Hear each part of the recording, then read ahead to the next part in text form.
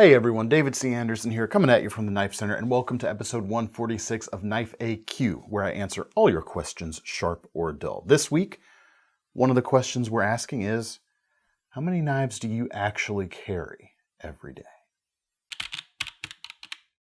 I'd like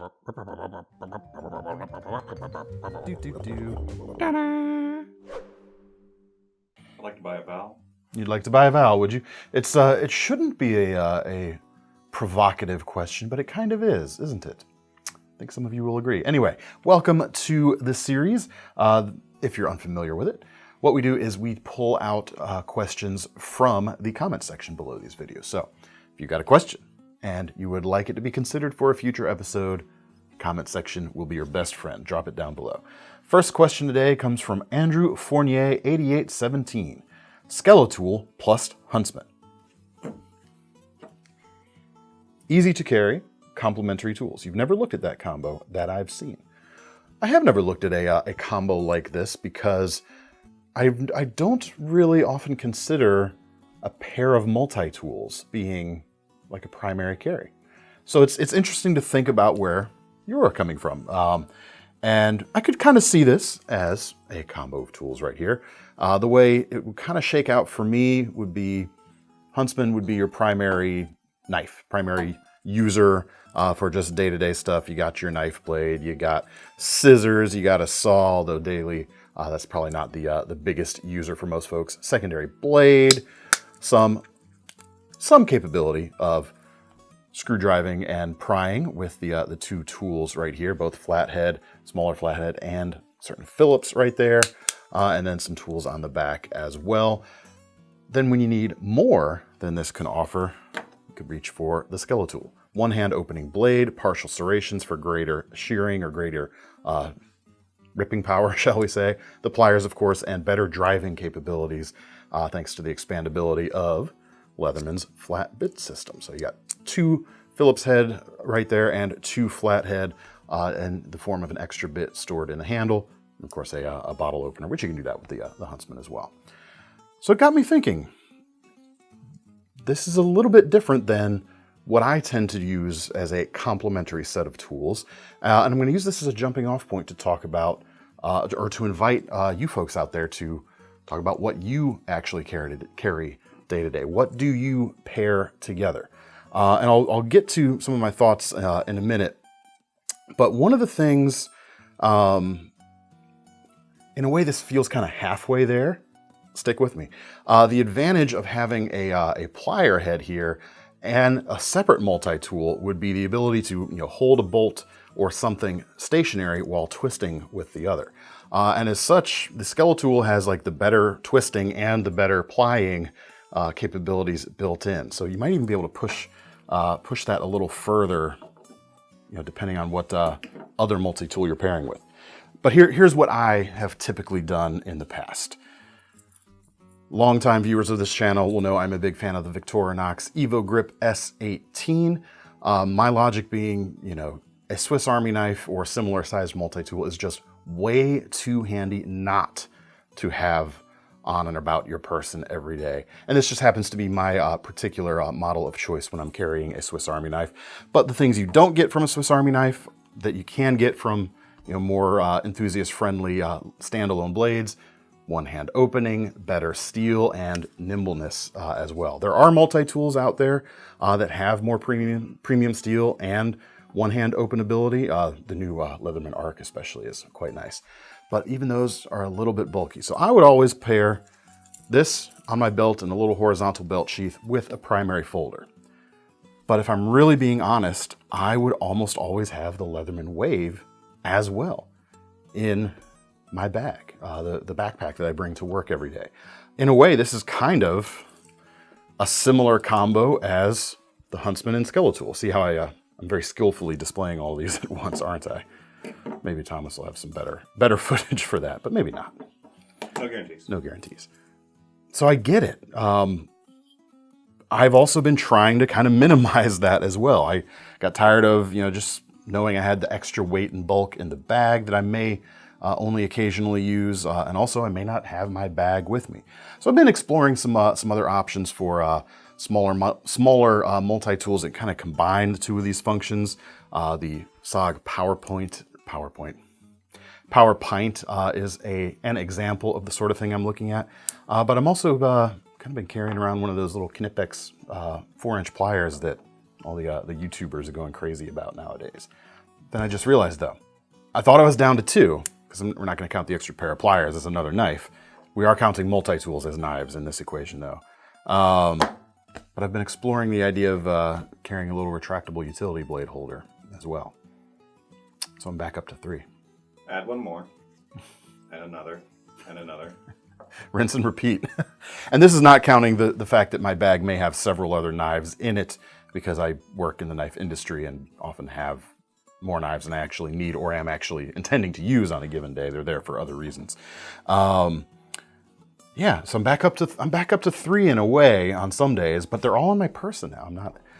It's not in a backup bag. But how many is too many? I guess is the implication behind this question.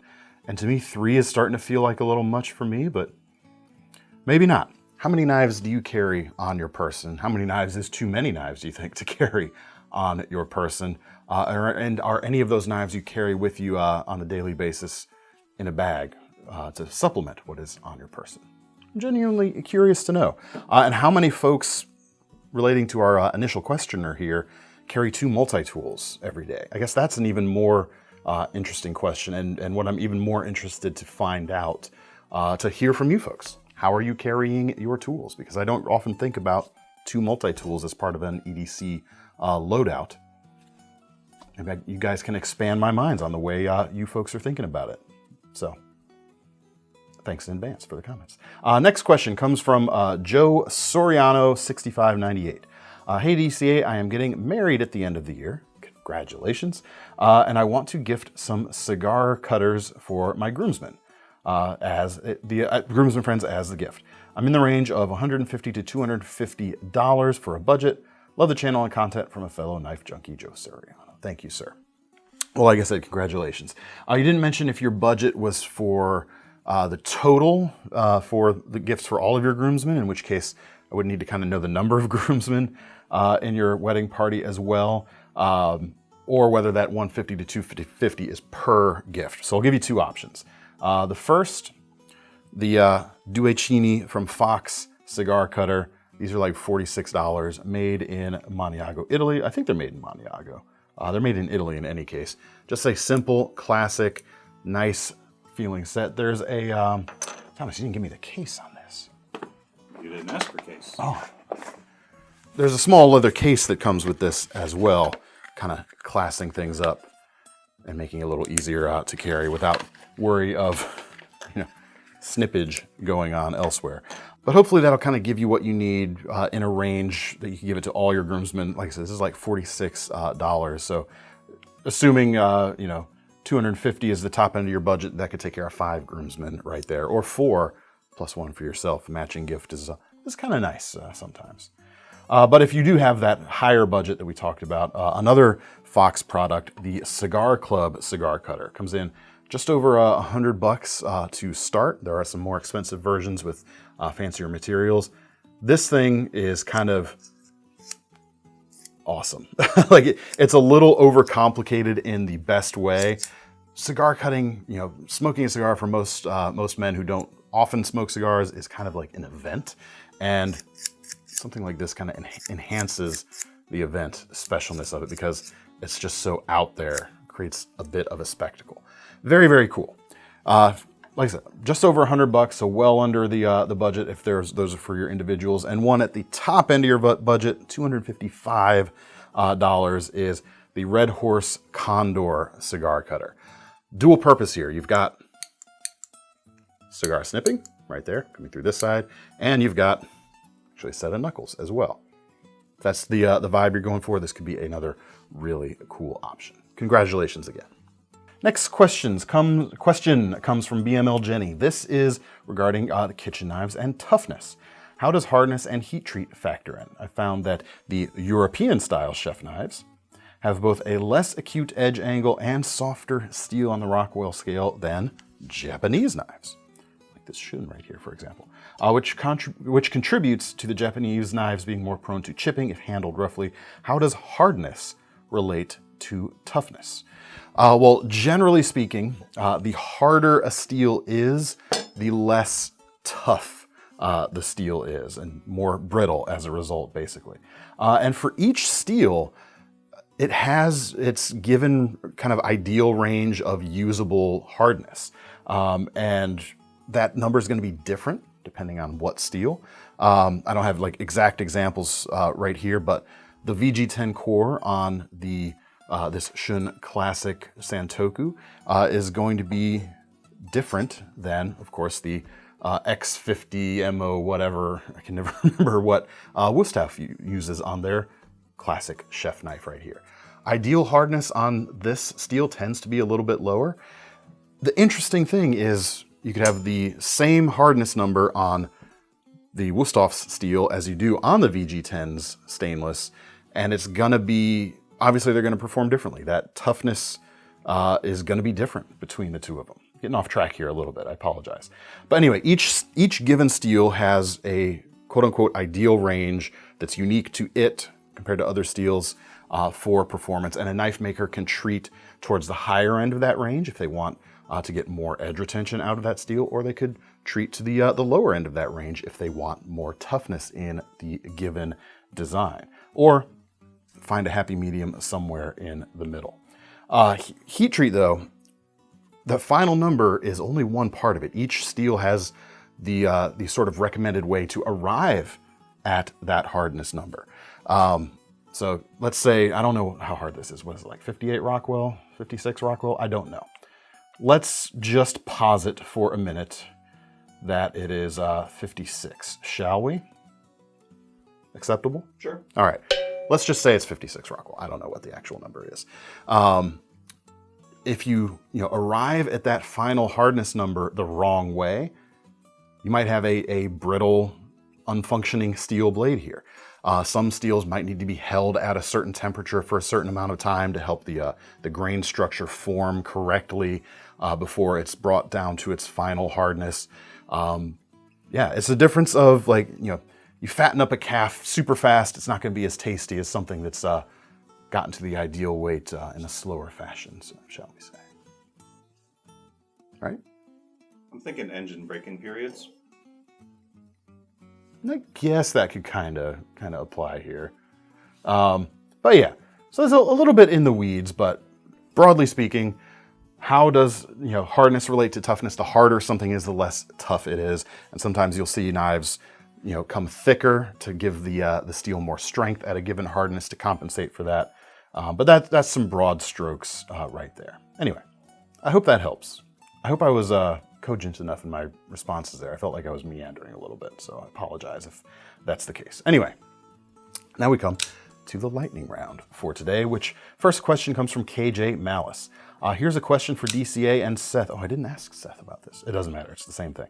I'm looking towards a compression lock system to add to the collection, but I really would prefer to keep cost as low as I can, as I'm certain it's a design that's still exclusive to Spyderco. More on that in a minute. I'm aware that they'll still be expensive, but what would be the cheapest example I could get my hands on? Thanks for the content. Always learn something new here. No problem. Interestingly, the patent for the compression lock has run out. Vosteed, I think, is the only ones who have kind of picked up on it so far. They're doing it differently than Spyderco with a actual button-actuated mechanism, similar to the Smock from Spyderco, actually. And they can't call it the compression lock, just like crossbar lock makers can't call their crossbar locks axis lock. Anyway, this is real easy answer to arrive to using the filters on the website. Super easy. You go to the folding knife section of the website, select compression lock on the filters, and then filter it from there, price low to high. And you will find that the least expensive compression locking knife on the site right now, the Para 3 lightweight, $124 and some change, with more like a 3-inch blade with BD1N steel and the lightweight handles, and of course, the compression lock that you can flick open, I promise. Yeah, real simple to use the filters on the website, but in case you forgot, it's always a good reminder for folks out there. All right, next question comes from DEANC, Dean C, 2330, 2322. Sorry. This guy's name. I don't know why I tripped over that so much. Probably read these beforehand. It'd be a good idea. Maybe I should start doing that. I'm looking for a folding knife with finger-safe closing and no choil. Choil catches and hinders cutting when using the full length of the blade with rope, etc. Thanks, Thomas, for all you do and put up with. Do I ever? What about what I have to put up with, man? Anyway, simple answer. The PM2 or the Para 3, lightweight or non-lightweight here. And you're correctly using the term choil the way it has traditionally been used. There's no sharpening choil or sharpening notch, as some might call it. For instance, this Leatherman Wave has one right there. As opposed to the finger choil, which Spyderco uses here, although one could argue it's not a finger choil, but we're not going to get into that. So this does have a finger choil, but no sharpening choil with which to catch things you're cutting on when you're cutting close to the heel. Check those out. Compression lock, very finger safe, very fun, very useful. Anyway, next question comes from Chris O'Keefe. What's the best USA-made assisted opener under $100? At that price range, you're limited to pretty much Kershaw, Gerber, and Bear Ops. But the one that really stands out to me, comes right in $99.95 right now, is the Link. Aluminum handles, 20 CV blade steel, 3¼ inches long, enough grip there for bigger jobs, despite it not being a huge knife. Really, really good knife, and speed safe assisted opening. Fit and finish is great, made in the US like you wanted. Price is good. In fact, dare I say it, holidays coming up, this hits a lot of marks if that's the kind of budget you're looking for a knife gift. You know, a lot of folks like American made. You've got great materials and a great design. Not too big, but still able to get big stuff done. I would check that knife out if I were you. And now we come to our final question of the day, which is, of course, our most serious question of the day, which today comes from Charles Ramirez 5126. Hey DCA, is knife an instrument? What knife could be used as a musical instrument?